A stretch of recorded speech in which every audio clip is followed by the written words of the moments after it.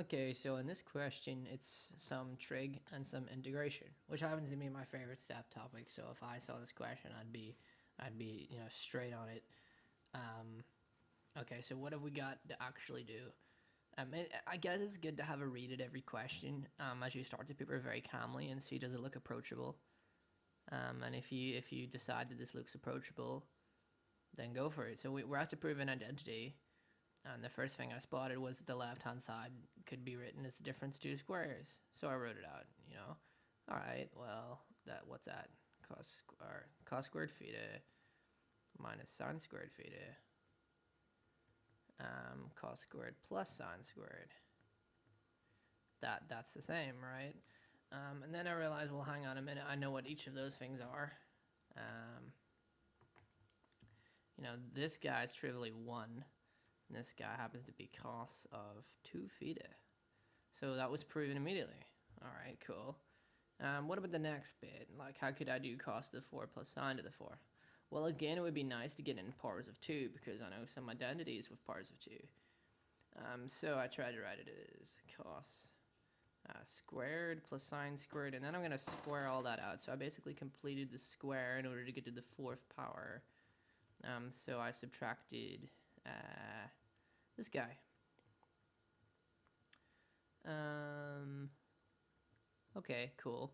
Then again, I realized that, well, I know what each of these things are. This guy is a 1.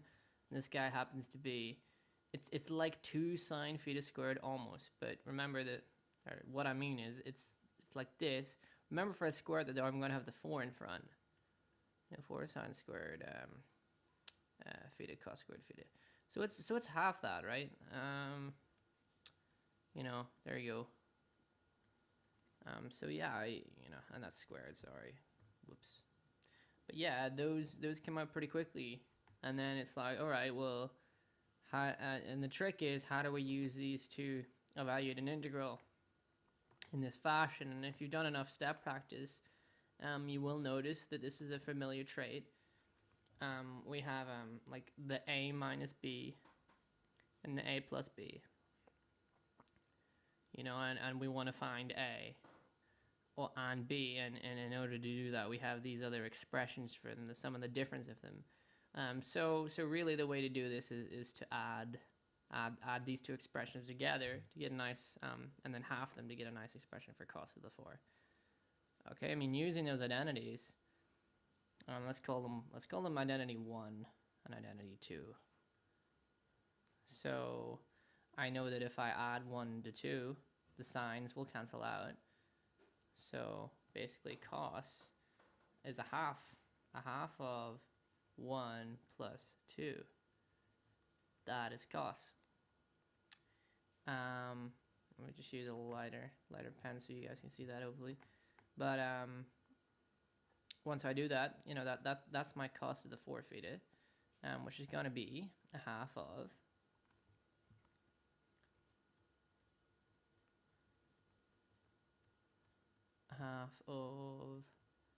what was that? Cos 2 theta plus 1 minus a half sine squared 2 theta. Similarly, to get sine to the 4, I just go half of, and which one do I want to take away? I want to take away the one with the minus sign. So this would be the half of 2 minus 1. Right? That's sine to the 4. And that's a half of, that would be, the other way around. So, there's my, oh, alright. Yeah, I added them, and then I take them away in this way. Okay, cool. Yeah, that's right. Okay, so, there we go. Sine squared 2 theta. And then take away cos 2 theta. Okay. And then each of those integrals become the integrals of these guys, which should be fun to do, right? Nothing tricky there at all, especially if you know what the integral of sine squared is. All right, I think I did that in another video. If you go in just knowing straight away that the integral of sine squared theta is theta over 2 minus what was it? I think it was a quarter sine 2 theta. Let's see. Yeah, I should probably practice what I preach, but I think that's right. So go in knowing that, and you can get these out in a couple of lines pretty easily. Right. So that was fine, but the next bit's probably a little test of greater magnitude, right?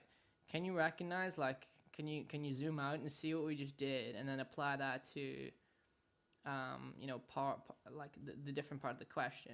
So it's basically recognize that, you know, we basically want to calculate cos the 6 theta minus sine of the 6 theta, and the sum of those guys as well. And then we want to find nice expressions. We want to add them and half it instead, and just basically do what we just did in order to integrate cos to the 6. But the problem is, you know, the first thing you might be tempted to try is the difference of two squares again, but then we're getting cube powers, and that's not really very good. Okay, we don't really want cos with powers of 3 in it, because we don't really know much identities there. But then you realize that if you did do it in the difference of two things, you'd have cos cubed minus sine cubed, which to jump out at you might be, oh, I know the difference of two cubes. Good, but that doesn't really help the sine cubed plus cos cubed. That's still kind of annoying. But there is a really nice way to do this. Yeah, there is a difference of 2 cubed, but it's actually put in this way. And if you spotted this, well done, and you're probably smiling. So that'll be cos squared theta minus sine squared theta cos to the 4 theta plus sine to the 4 theta minus sine theta cos theta, or sine squared theta cos squared theta, sorry.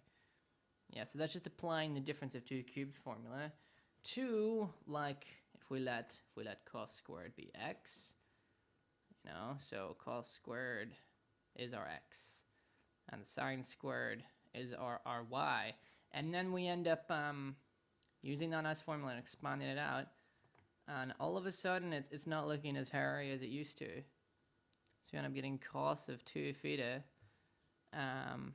We know what this guy here is because we just worked it out previously. But for now, it's probably, rather than subbing it in, you don't want to sub it in just yet. I'm just gonna write them like that. You don't want to sub them in just yet because, again, we're not. That's not our final expression, right? Because what we want to do is get this guy and add it. Or no, yeah, we're gonna add them together and stuff. So the next expression that I want is I do the same thing.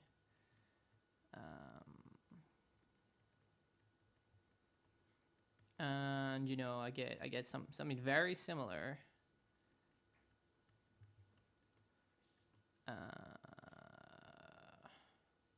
Just checking I did this right.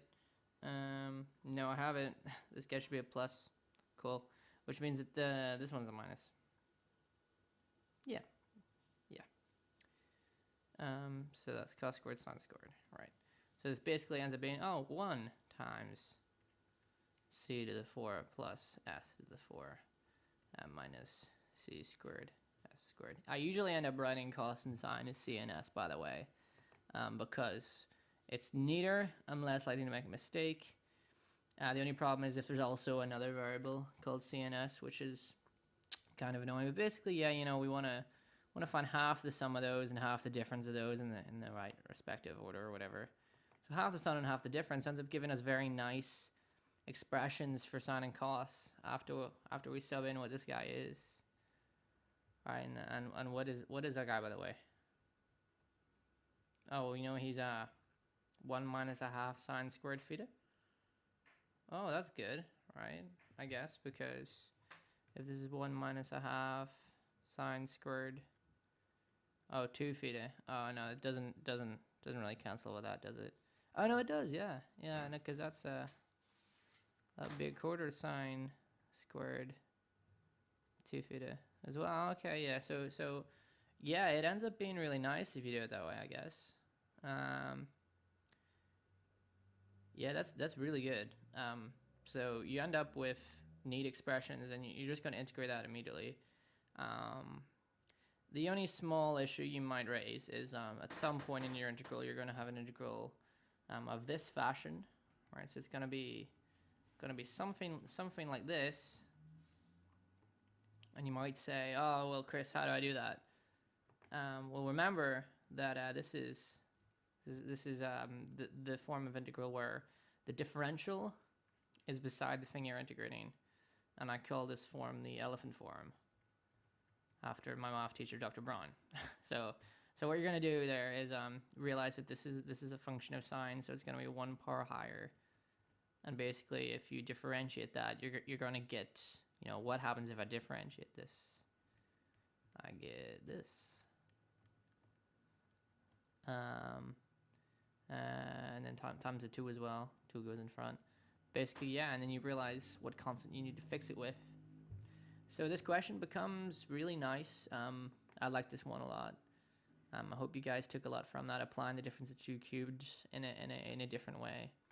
I guess the extended idea there was, well, will we apply the difference of 2 squares? And it's really putting emphasis on powers of 2. That was the key idea. That was the powers of 2 for sine and cos. That was the property that allowed us to come up with so many nice expressions and relations to do integrals. Remember that powers of 2 for sine and cos are pretty good. So thanks for watching this video. Hope it helped your maths, and good luck.